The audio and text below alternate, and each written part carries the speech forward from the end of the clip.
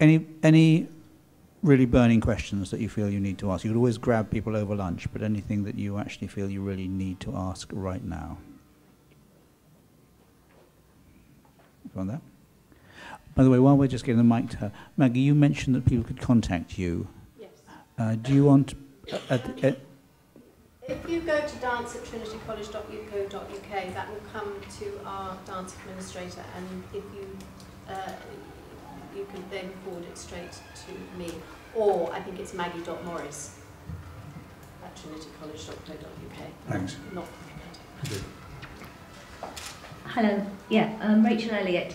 I was just wondering what other similar models there might be or might not be in terms of qualifications in other art forms, sports, any other areas in terms of working with young people.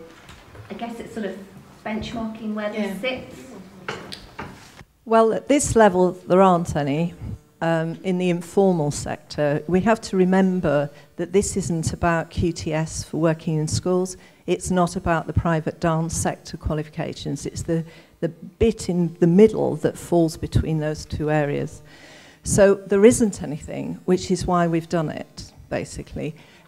The Arts Council, when they funded DTAP at the beginning, which Chris talked about last year, are very interested in this model for other art forms. For music, for drama, for visual arts, etc., etc. And they and the other art forms are looking over our shoulders at the moment at dance leading the way for children and young people.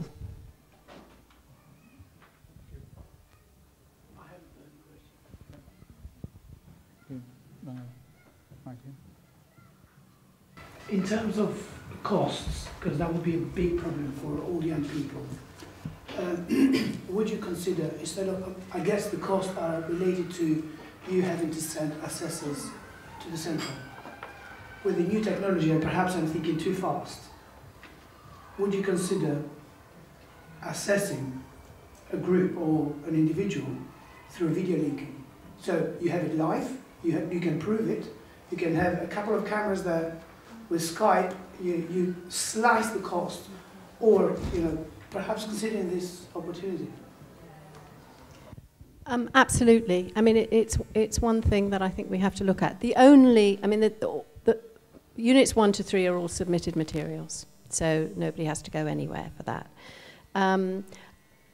We've talked about all of this, and I think very soon Trinity will be looking at that kind of assessment. And Trinity does assessments worldwide, and it would be very helpful. But the thing is, we need to make sure we get it right. And that was the key thing about us going out. And I think especially in this first stage as well, it's very important that we get a sense of who it is who's taking up the qualification, what kind of situation they're in. Because as you know, a lot of these people are teaching not in high-tech places. They're teaching in, church halls or whatever. And so to get that equipment in might be complex. But absolutely, if we could do that, I think that would be great. Lots of people. Okay, one over there, and one here, and one there. I'll say one more after that, and then close it down. Hi, Emma Gibbons from Dance East. How does this qualification sit with the existing safe and effective dance practice qualification? So do you do one or the other, or both? Yeah, lots of discussions went on, and the safe and effective dance practice qualification is at level 5, and it is tiny. There is a key difference between what is called a certificate and what is a diploma, and that's the size. Safe and effective dance practice is 2 units, and it's tiny, and it sits for this. It sits in unit 2 and actually unit 4, because safe and effective dance practice qualification has a looking at observing safe practice in teaching or rehearsal. The unfortunate thing is that as we were developing this,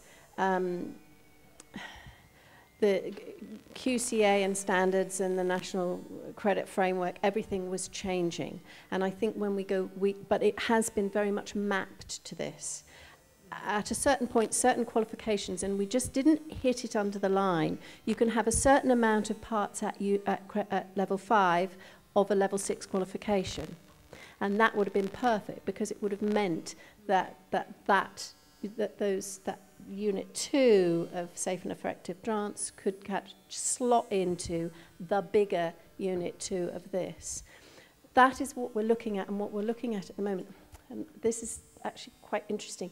Because we are assessing materials, it's not like a university where if you submit your assessment, you can't submit the same assessment again. We need to know that it's your assessment. We need to know that those essays are your essays. But as long as we have evidence of that, and there are ways that we require that, then a candidate could submit those assessments for both qualifications.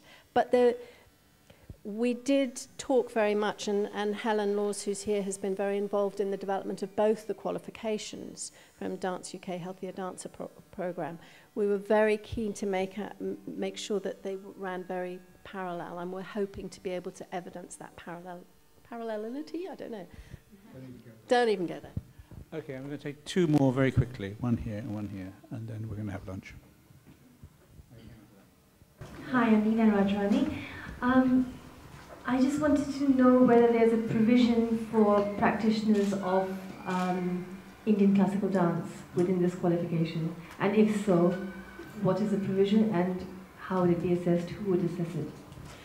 We don't have, as yet, any providers who are providing training towards this qualification for Indian classical dance. It would be lovely if you wanted to do that. What we will do is, as at the moment we're looking at who we would use as assessors. There are a lot of things across this that are standard teaching practice. There are certain things, and I think Unit 4 specifically and different parts, it's the same with the Safe and Effective Dance qualification, where genre specificity is key. What we will do in that situation is we will either, if there are enough candidates wanting to do it in a specific genre, we will make sure that we have an assessor who understands the specificity of that genre. If not, because training our assessors is quite a long, detailed process, if not, what we will do is have an expert work with one of our assessors as a consultant in that to ensure that we're really picking up the key points of that particular genre.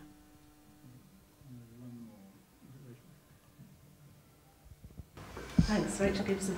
Just a quick question really. Obviously the focus of this is teaching children and young people, but listening to the way you've described it, presumably it could be a relevant qualification for people who are working in other kinds of contexts that are, you know, with adults or intergenerational groups as well. Absolutely. This was developed specifically for children and young people. I think the reasons have been very clear today about why this qualification is needed now. It was developed, it's not there, but it's developed with the rider children and young people. The qualification as it went to QCA is Diploma in Dance Teaching and Learning. The context that this is being assessed particularly is children and young people, and we designed it particularly in that way so that we could, at the right time, in the right moment, actually move it out for teaching in different contexts. Well, thank you very much indeed, and I think that last point's very relevant to the whole way DTAB's working, really, which is to sort of take both the general, high-level, applicable work and also burrowing down into the specifics of different art forms or age ranges or whatever. Thank you very much for that this morning. You're now free for lunch.